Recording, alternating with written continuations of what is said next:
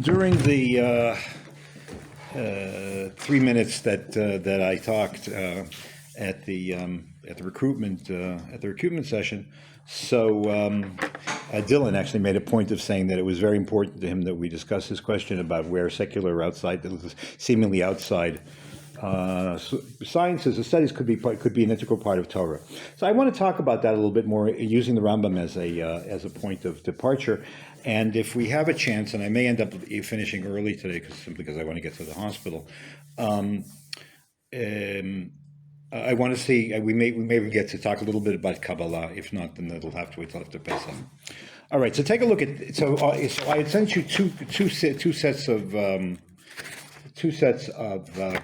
of sources. One is what is Torah, what isn't Torah. We're finished with that. The other one was Halakhah Philosophia, Mikriah Rambam, the case of the Rambam. And that's what we're going to look at now. Is this the one you sent? Yeah. I sent them both together. Okay. I'm going to, if I remember, again, I don't remember so well anymore. If I remember, I will send you I will scan and send you a short essay by Rav Soloveitchik, which is related to this issue as well. And the truth of the matter is, for many, many, many years, it's been an assumption that one of the great ironies, or one of the great, ironies of Jewish intellectual history in the 20th century is that you have two really outstanding figures who were emphatically in favor of expanding the curriculum of the Jewish curriculum. One was Rav Kook Zatzal, and the other was Rav Soloveitchik. Strikingly, Rav Kook has long discussions in all kinds of places, especially in his letters, about the importance of broadening the Torah curriculum and bringing art and all kinds of other academic disciplines into the Beis Medrash, but he never does it. It's really striking. He never does it himself in his writing, and in the yeshiva that he built, there is no. It's a yeshiva. Merkaz HaRav is a regular yeshiva. Ad kedei kach. There's such a disconnect in that world that a number of years, it was now already many years ago, the yeshiva split between Rav Shapira on the one hand. It was Rav Shiva and Rav, I can't think what his first name is, Rav Tzvi Tau, who set up Har Hamor, which is sort of it's a more conservative, very much more conservative version of Merkaz, over the question of whether Merkaz would violate the integrity of Merkaz HaRav as a yeshiva to have a teacher seminary. Now, every Hezder yeshiva has many Hezder yeshivas have teacher seminaries. Herzog is busy acquiring a lot of them, but it's not all that unusual. And this was what they divided on. Okay, not like should you study Chaucer. So that was very so you have there an entire theoretical model which was created by Rav Kook where there's no follow-up. In the case of Rav Soloveitchik, it was a given that the Rav just did it. You can't. Professor Twersky in his eulogy for the Rav, which was later published, points out that he doesn't have to say that you should do it. He just does it. And if you open up anything the Rav writes, certainly philosophically, you encounter all the greats of Western civilization up until his time.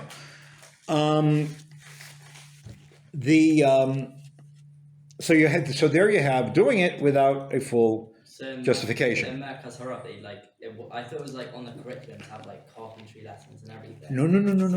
No, he thought that's a given. You have to make a living. Mm-hmm. So, excuse me.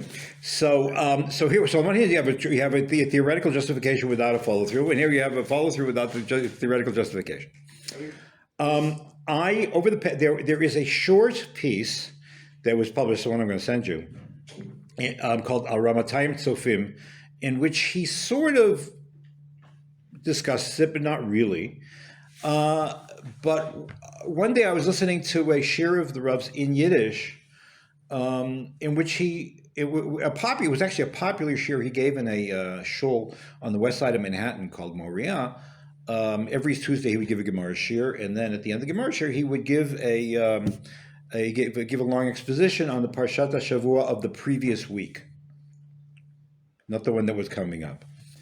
And they asked him, why do you give Parshat HaShavua the previous week? He says, because I don't want every rabbi in the United States to give the same drasha based on what I'm going to say next coming Shabbos. I'm going to talk about what they're not going to. They'll have to wait a year before they get to it. In any event, in a drasha on Parshat Vayakhel, I don't remember the year. He goes into in the middle of a long discussion of something else. He goes to a long disposition about what is and what's not included automatically in the Torah curriculum. So I'm always been very struck by the fact that nobody picked this up. I intend to publish it at some stage, but we'll read Rambam times with him together, and then I will I'm not going to give you the Yiddish to try to break through. I mean, it's chaval because the Rav Yiddish was amazing. In fact, Professor Chaim Soloveitchik used to say that anybody who didn't know my father in Yiddish didn't really know him, and I can see that. In any event, the point is that we're going to. So that's something which. So I'm going to send that to you, and then we will go over that once we come back. Okay, you got a question? No, okay. Say it. All right, let's start looking. Let's look. I want to look at a bunch of places where the Rambam seems to merge philosophy with actual halakhah, based on the assumption of the fact that philosophy is an integral part of the Torah, which, of course, I said I told you last time is based on the contention that that God is the source of all truth, whether it's revealed truth or whether it's rational truth. So therefore, the two must be coextensive. So the Rambam says that, and this is a passage actually we have already seen. The Rambam starts the Mishnah Torah by saying, Yesoda Yesodot ve'amud ha'chochmot, leida sheyesha matzui rishon, there's a first existence, v'hu mamtzi kol nimtza, he brings everything else into existence. V'chol ha'nimtzaim mishamayim va'aretz u'masham b'neihen, and everything in the heaven and the earth and everything in between, lo nimtzu ela mi'amitat himatz'o, he is the creation he is the creator, he brings everything into existence, there is no existence without him. He can exist without what he creates, but we can't exist without him. We were talking about emunah, belief versus knowledge. We're talking about belief versus knowledge, and I pointed out there's a difference between leida and laha'amin. Laha'amin is an a priori just personal conviction that there is a God, whereas leida is to develop the tools to be able to prove that, in fact, to somebody else, or to strengthen your own faith through the use of rational argument. Okay, and so that was number 1 and 2. We saw the Rambam last time. We saw the Sefer Mitzvahs together. The question is whether the superiority of demonstrated faith, that which you can prove, or that which is just very, very strongly established in your heart, is the point at bar, for the simple reason that if demonstrated faith, so I can prove God, or I can strengthen or make the belief in God more likely to me in a way that I can actually convince somebody else, or at least share it with somebody else, that would mean that the tools that you use to do that seemingly should also be part of Torah, because the Torah. If the Torah is going to give you, if God's going to command you to do something, he has to give you the tools to do so. And the fact that they're not explicitly written in the Torah is not a problem either. There's a lot of places where it's part of the necessity for Torah Sheba'al Peh. One of the classic example. How do I know that the Torah assumes that the Chumash assumes itself that there is supplementary material that was not written down by Moses and Sinai but passed on orally?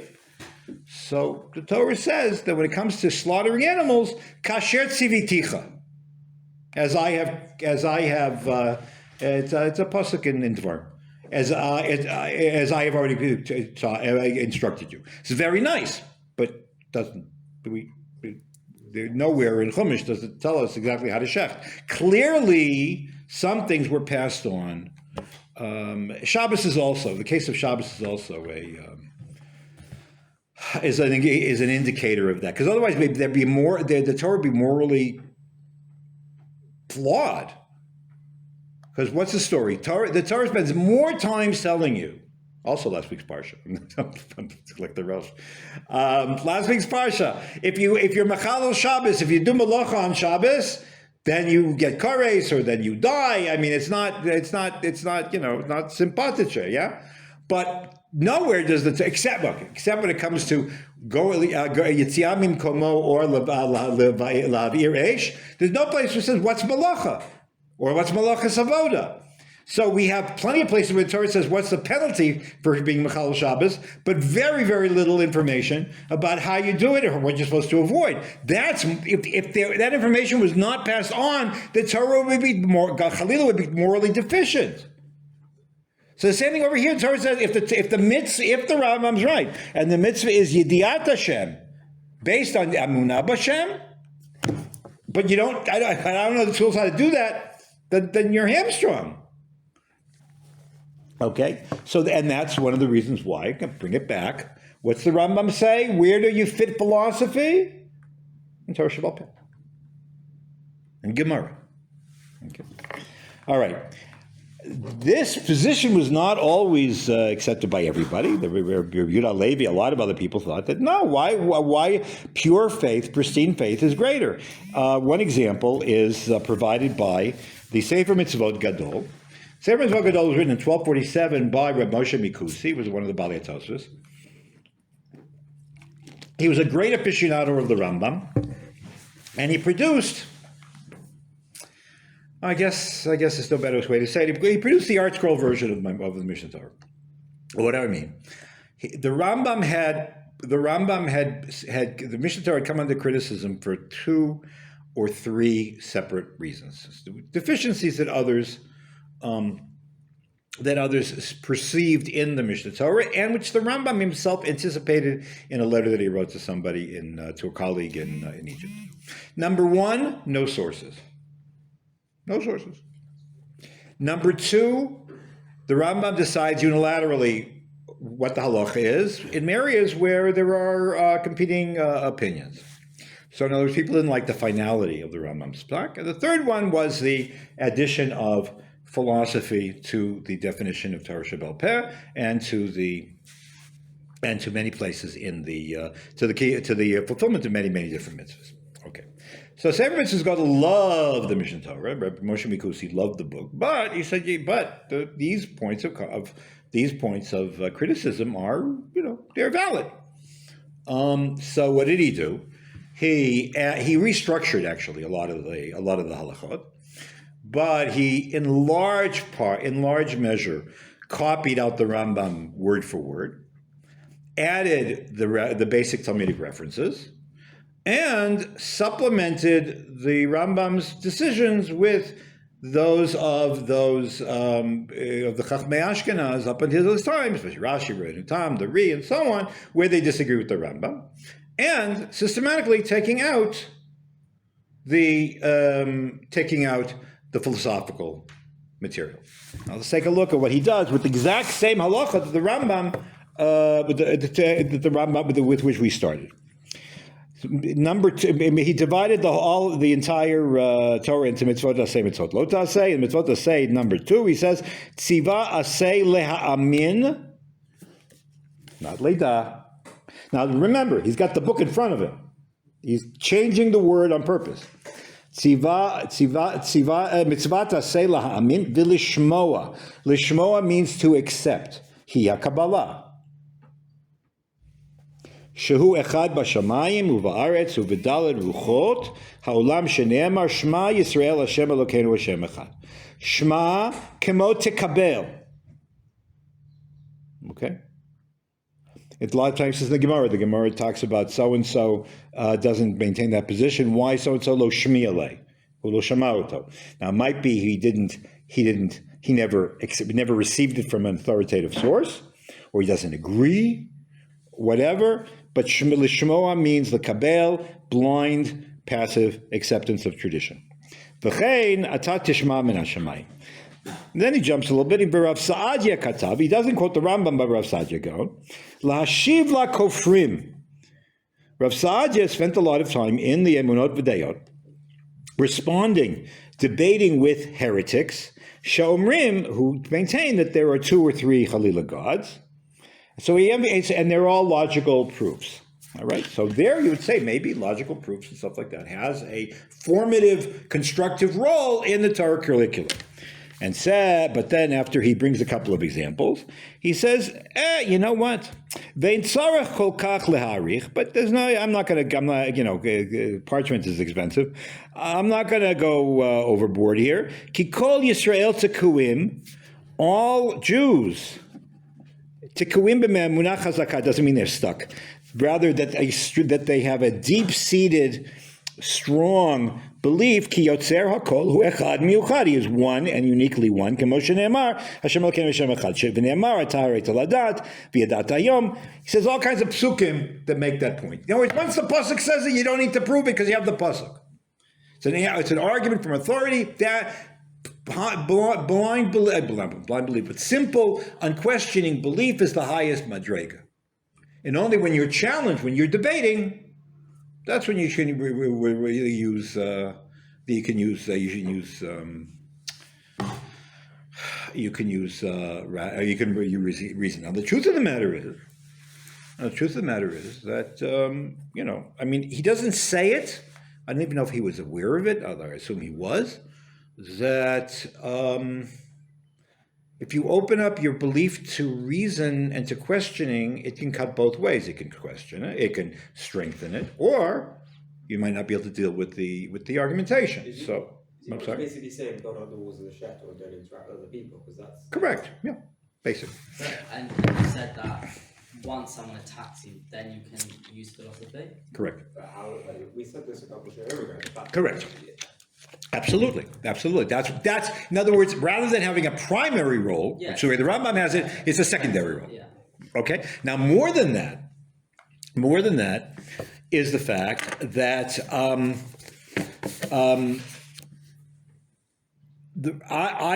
firmly of the opinion that the Rambam does not mean that there's a mitzvah. He doesn't think that nothing should exist before you prove things rationally. Excuse me, I'm convinced, there are people who disagree, but I'm convinced that the Rambam thought that belief is the point of departure, and you strengthen belief with philosophy. Okay? So therefore, philosophical proof of belief is an add-on. If you want, it's an expansion. The Rambam is not taking anything away, he's adding. If you want, it's an intellectual chumrah. Okay? He does not allow philosophy in this context to impose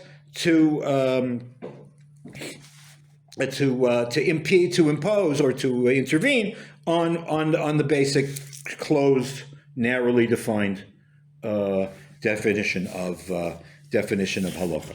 Now, let's say we looked at the next one I have here is conversion, which we looked at. So I want to jump ahead. We'll come back to it. All right. Look at number 4. Okay. Another example of this. The Gemara in Makos talks about the circumstances under which various people go to an ir miklat if they commit manslaughter. So the Gemara says, if you hit somebody and you don't intend to kill them, but they die anyways by accident, then you go to that's manslaughter. You go to an ir miklat to avoid the goel hadam. Okay. There are 2 exceptions that the Gemara has here. Yatsa ha'av hamakeh et beno. The father who hits his son in order to punish him, in order to get him to study better, whatever the case might be, does not go to an ir miklat if he kills his son. V'arav harodeh et talmido. And the same thing is if a teacher hits a student. And don't forget, it wasn't all that long ago that hitting kids and hitting students was the norm. I was never hit in school, But my mother, Zichron Levracha, told me stories that there was like a wet piece of bamboo that they used to hit them on the hand with. It hurt like crazy. I had a teacher in primary school that was grew up in India that had rheumatoid. Yeah, exactly. Okay, so so if a father hits his son, or if by the way, if you want to, we're not going to start looking for it now. If you want to see,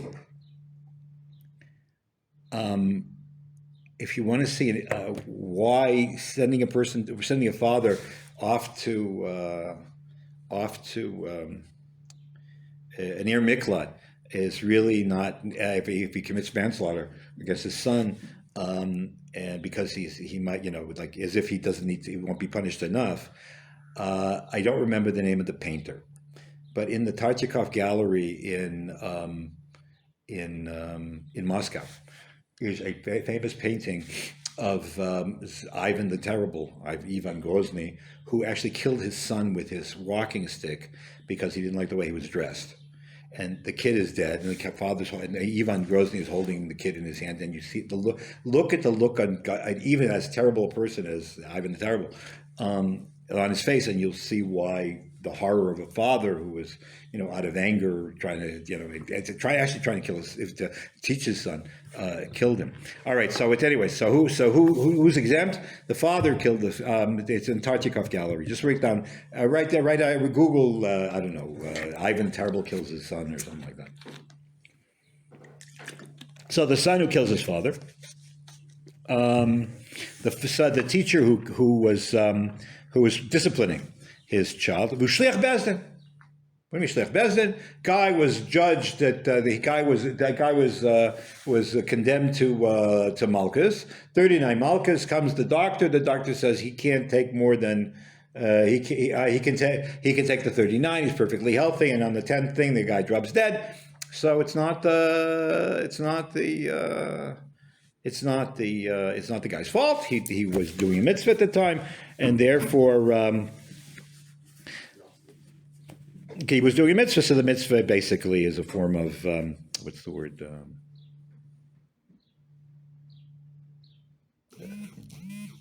It's insurance against punishment. Says the Gemara. What? Lema. So I'll deduce from this. Keva dilu gamir lav mitzvah, hashtanami lav mitzvah. Wait a minute. Hold on. If the kid hadn't studied, it's no mitzvah to do it. So if he didn't study, it's not a mitzvah. So it should never be a mitzvah to hit the kid or hit the student, and therefore shouldn't be exempt. No, says the Gemara. Hatam, when it comes to a father or teaching or the teacher disciplining the child, under all circumstances, a mitzvah to use corporal punishment to be able to motivate the kid. And he quotes a pasuk: Yaser ben chavi anichachav yiten madanim lemavshecha. If you afflicting the student or the child is a legitimate.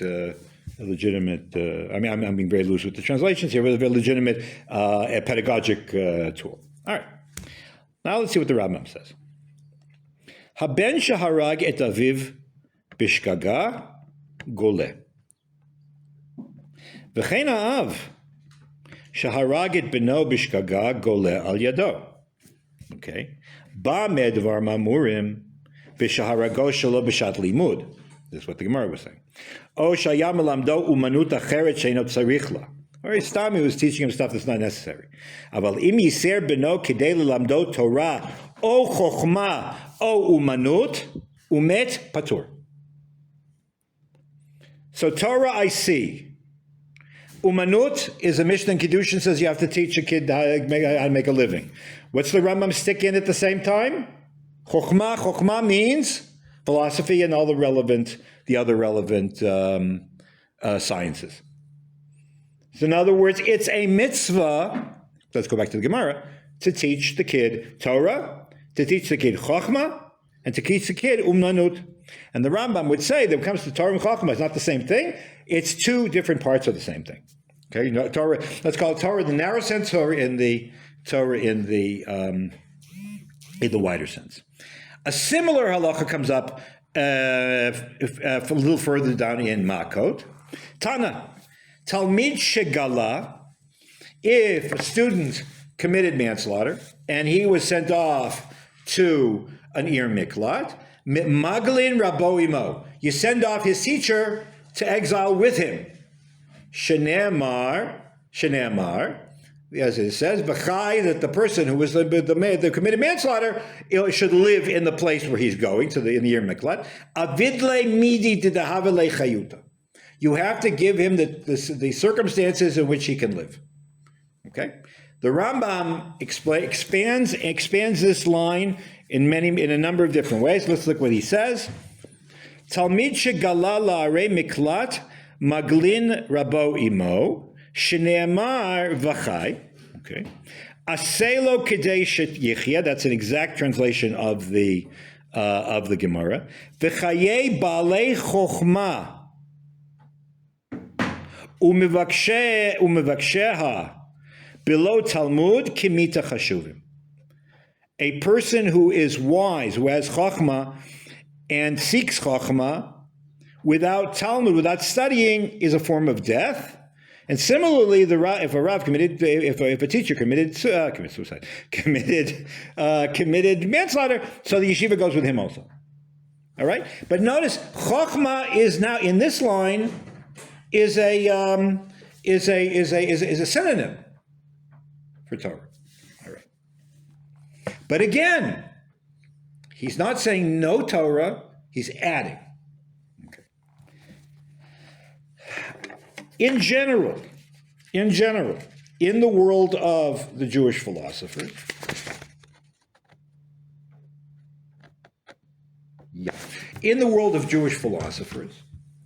who are also Baalei Halacha,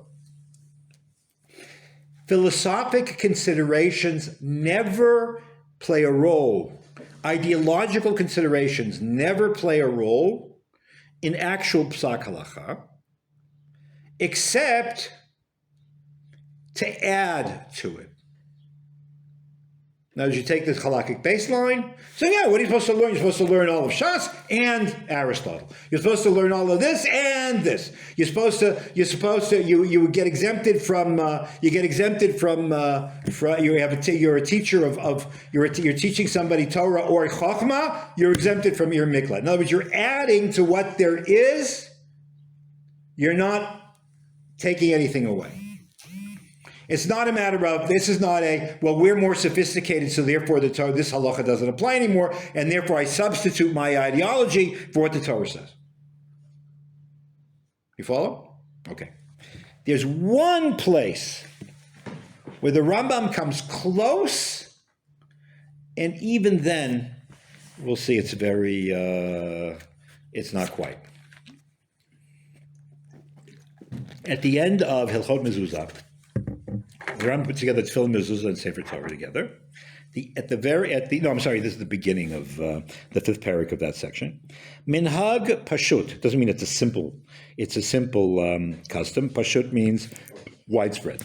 It's Pashut. It's a widespread custom. Shekotvim al hamezuzah mi bachutz, on the back. Keneged harevach shebein parsha la parsha. When you write, mezuzah is made up of two parshas. The two parshas that mention mezuzah, one is from V'yahavta, the other one by Yom Shamoah. And when you write them, there's a space on the parsha. There's a space on the klaf between the first and the second parsha. So not opposite the writing, but opposite this blank space in between parsha 1 and parsha 2, people on the backside write shin, dalid, yud. Okay. I mean, if you ever put up a mezuzah, you know that. Okay. Ve'en bazeh hefsed. You don't. It doesn't. It's not hasbah. It's not baltosif. It's not. Lefisha hu mi bachutz, because it's outside. Well, it didn't do anything. Okay. So he's willing to. He gives. He's willing to accept. He's willing to live with this. With this meaning. Aval elu shekotvim mi bifnim. But people who on the obverse, is that the obverse? They decide that you're right on, the site that the parshas are on. add, in addition to the 2 parshot in the Torah, Shmot HaMalachim, all kinds of angels and all kinds of stuff. O Shemot Kiddoshim are all kinds of mystical names of God. O Pasuk, or an extra verse. O Chotamot, which is sort of like little doodads. Harei Hein Bechlal Mi She'ein Lam Chelek L'Olam Haba. Such people, they have no place in the world to come. Why? She'elu HaTipshim. The Rambam never makes minced words when he didn't like something. She'elu HaTipshim. In one place he says, is it here?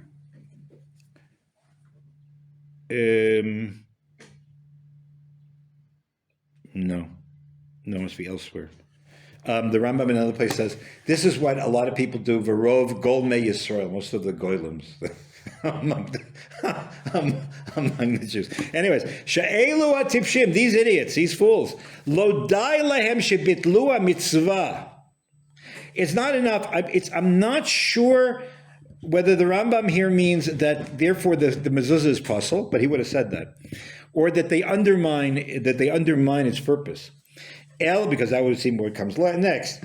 Ela sha'asu mitzvah gdola, shehi yichud Hashem shel HaKadosh Baruch Hu ve'avato v'avodato. Because what's the function of mezuzah? That when you leave and when you come and you go from the house, you remember God. By the way, I think there is strong reason to think that that's why people kiss mezuzahs. Not a matter of like this. It's not like a ritual, but you touch it to remind yourself of the presence of God. All right. So you've taken this reminder. We've taken this reminder of God's presence when you come home and when you leave home. Okay, ki'ilu, and you turn it into a kameya. You make it into something magical, something mystical, something that is it's some kind of a quick fix, which is semi-pagan. Ki'ilu hu kameya shalanayat atzmam, as if it's some kind of it's like a red thread for their own benefit. Kimo sha'ala al libam, as they might have imagined. They're foolish or they're ignorant. As if this can work. So number one, it doesn't work. Second of all, what you end up doing is you think that you're turning the mezuzah into something which is magically going to protect you, or the angels and this and that, the other thing, and you miss the point of the mitzvah, which is just to remind you and surround you with God awareness. That's not to say we don't have like talismans and amulets. Sure. Well, first of all, we do. Yeah. Oh, yeah. Right, so the Rambam here is polemicizing, again, exactly, the Rambam here is polemicizing against that. But it's in the Gemara, and doesn't the Gemara... Oh, that's the whole point. So the Gemara has, you have the Gemara where a famous story, the Rambam ignores the entire tradition that the mezuzah protects your house.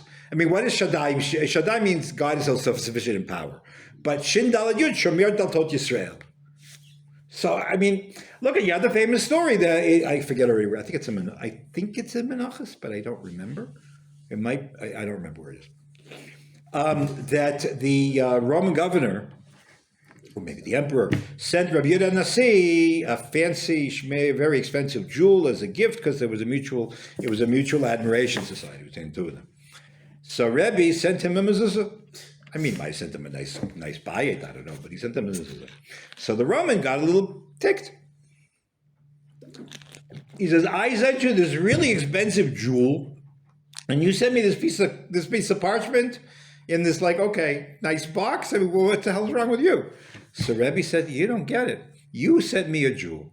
So now I have to go buy myself a safe, and I got to hire guards to watch it so nobody should steal it. So it's very nice, I thank you, but this is a mixed blessing.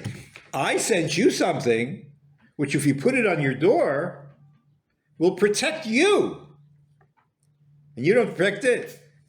So this Gemara is very important for a number of reasons. First of all, you have an explicit statement that a mezuzah protects your house. Second of all, it often came up throughout these generations, whether you can give a mezuzah to a goy. In the Renaissance, it was all the rage. In the Renaissance, it was all the rage that people who were sort of syncretistic types, but also churchmen and all kinds of other people, asked for mezuzahs and put them on the door. You're allowed to do that or not? So the Rambam says, yeah, it's mutter to do. If they're going to protect, if they're going to treat it respectfully, absolutely, you can. What's the problem? So this came up recently. At the first year of the war, there was a rash of attacks in Chutz La'aretz of people attacking and desecrating mezuzahs. There was one apartment building in, I think it was in New York, where the condo committee said, "Please take your mezuzahs down," or it was a public housing thing, or put on the inside. Is that as a result of people attacking houses, or that was the attack? That was the attack. That was the attack. There were cases in college dorms. There were all kinds of cases. It's an obvious. Our target, if you want to do something nasty to Jews. And the truth of the matter is that there is a long history, and I'm going to do this now, of Jew haters attacking or desecrating things that we hold to be sacred. Partly because they're afraid of them. As a whole, I don't want to go into that. Anyways, so why am I coming up with this? There's an actress, Catholic actress, whose name is Patricia Heaton, who was on a show which you probably didn't, you've maybe seen it in reruns. It's called Everybody Loves Raymond. Everyone Loves Raymond. So she's a very firm Catholic, and she's a very, very big supporter of Israel. So she started a movement of Christians out of self-identification with the Jewish community called My Zuzah.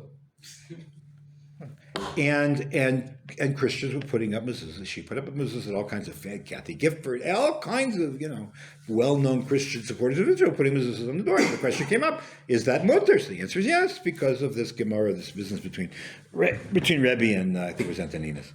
In any event, so the Rambam ignores that whole thing. He says it's only there to remind you of God's presence and goodbye. If you use it for anything else, it undermines the mitzvah, so there's no mitzvah, and in the contrary, you've turned it into something Can you not bad. take the Rambam's reasoning and just take it a step further? Like the fact that you're reminded of God means you follow the mitzvahs and then you'll be protected. You could. You could. So good. No, you actually could. Now let's take a look at what the Ashkenazim did with this. Take a look on the sheet at number 6.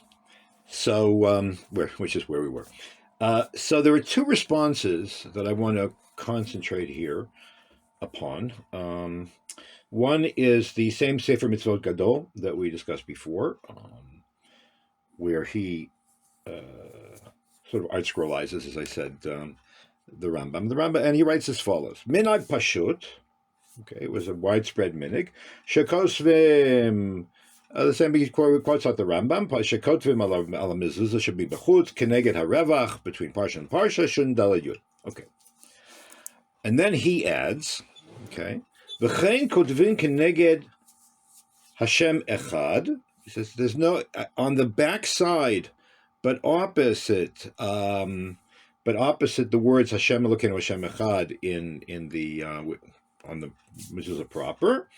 Shem hamitchalef ba'alef bet, v'hu ha'otiyot shniyot la'otiyot ha'alef ha'Elokeinu Hashem kuzu b'muchsas kuzu. There are a number of famous, and if you don't know about this, then you should. There are a number of famous codes, not the Bible codes that everybody talks about, but sort of ciphers that are used in Hebrew. And one of them is called Atbash. It's a very simple cipher. Basically, the way it works is that there are 22 letters in the Hebrew alphabet.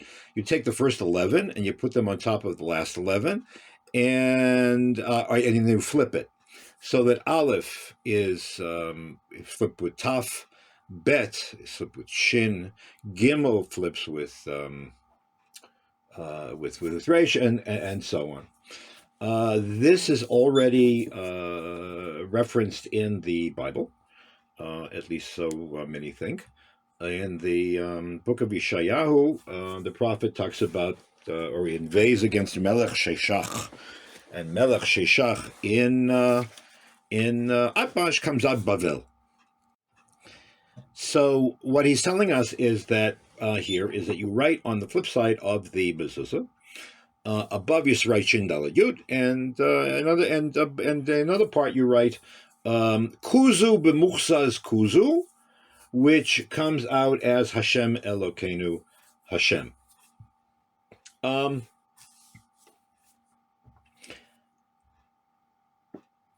And if you look at an Ashkenazi mezuzah, I've never checked Sephardi mezuzahs for this, but you'll find that is there. It has a mystical background. I don't want to go into that right this second.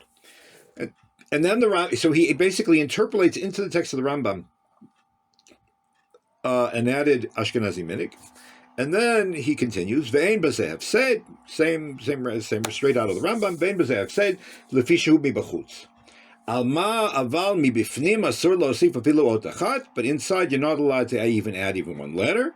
V'lo la'asor chotamot shel malachim, and you shouldn't add little seals and doodads of angels. V'lo shum davar, and nothing else. Ki im sivui adon hakol, only that which God commanded, which is the two parshiot, and lo tosif lo tigra. Very nice. Okay. Now, what's this business with these seals and stuff that the Rambam and the Smag mention? So here I refer you to a marvelous series of books that were published by my very dear friend, Rabbi Professor Daniel Sperber. The set is called Minhagei Yisrael. It's 8 volumes. If you ever get a chance to grab a set, grab it, because it's just a treasure trove of information about minhagim and how they work, and he casts the broadest net possible. Anyways, so he's got. If you take a look there, you can see. I think it's in the first volume. He has a whole long discussion with pictures of. He's very into pictures. He's an artist himself. In terms of pictures of what these chotamot are. But anyways, so the Sefer Yitzhak Gadol is against. Okay, Sefer Yitzhak Gadol is against any of that stuff. Yeah, another thing on the back, Nishkeferlach. That's what he says. When you look below, okay, the next paragraph is from the Hagahot Maimuniyot, which is emerges from the Beis Medrash of the Rambam Rutenberg. At the end of the classic era of the Tosfos, the author was murdered by in pogroms in 1298. But he reflects the final thinking of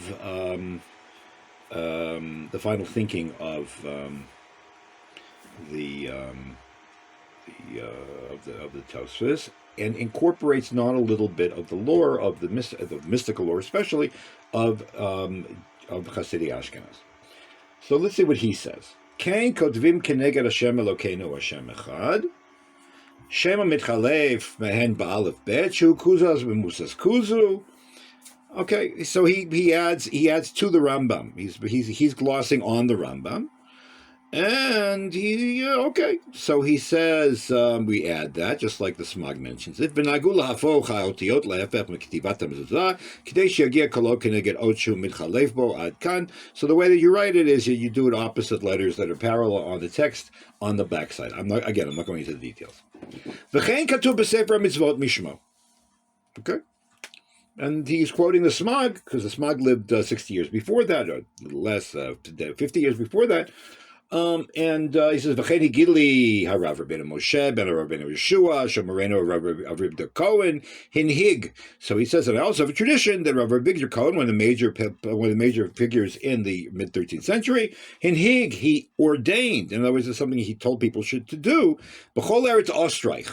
In all of Austria includes Moravia and Bohemia, what's today the Czech Republic and the Slovak Republic, and all kinds of other places. The boundaries are a little bit not exactly those of the contemporary countries. But this Rav Avigdor Cohen said he took a Maimonidean position. And he said, don't write in the mezuzah, don't write seals and no malachim, just the two parshios, to say that the way that they're written in the Torah, lo laosif afilu ot achat. So far,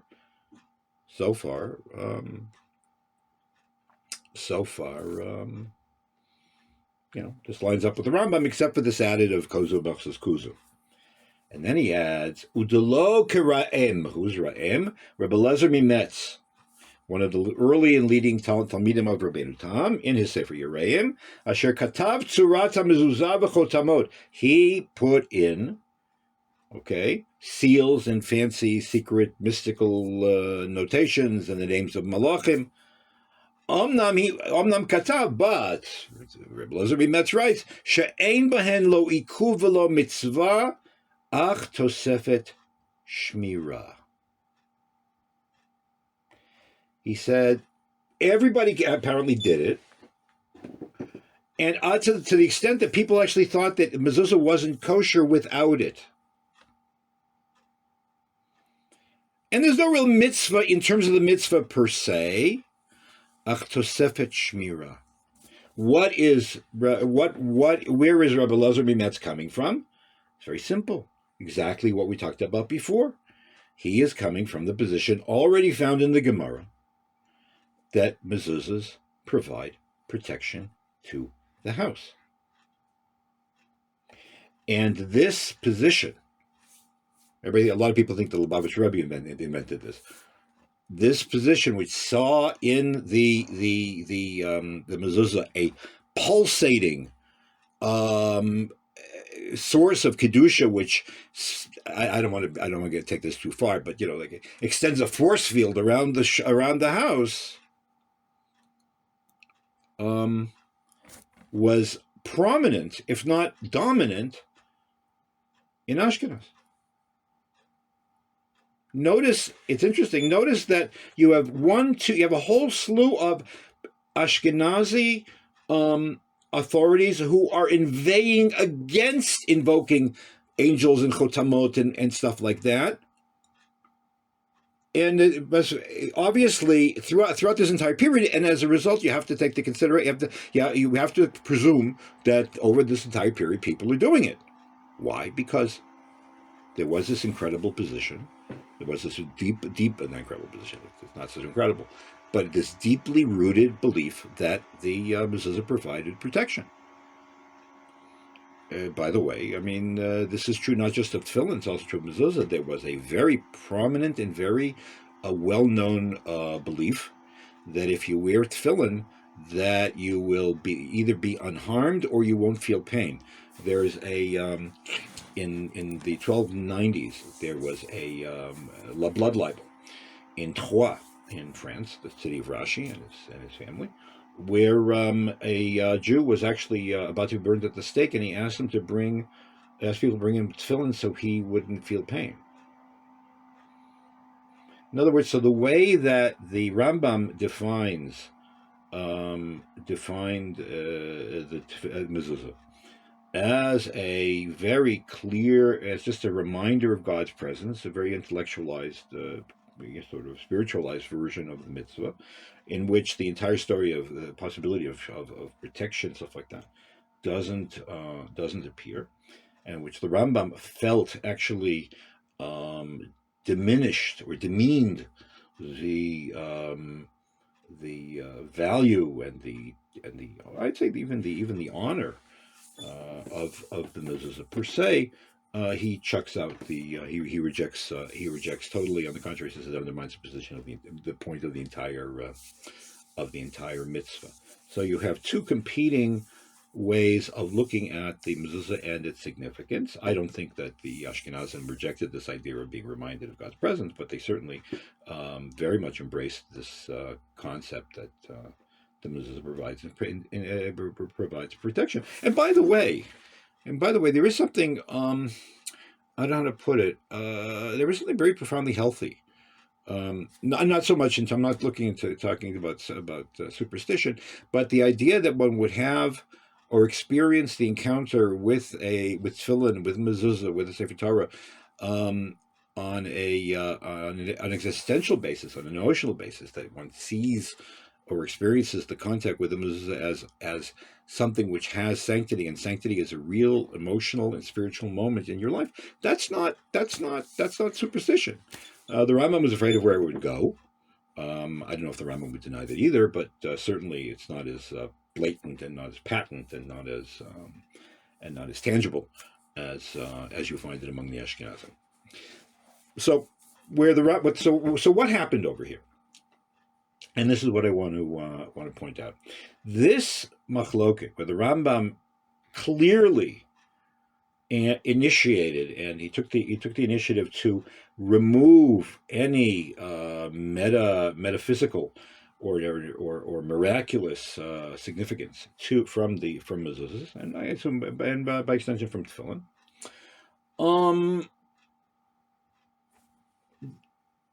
It's clear, very clear, the Rambam was motivated by his philosophical understanding of the functions of the Torah. Okay. However, that's just, but what was he discussing here?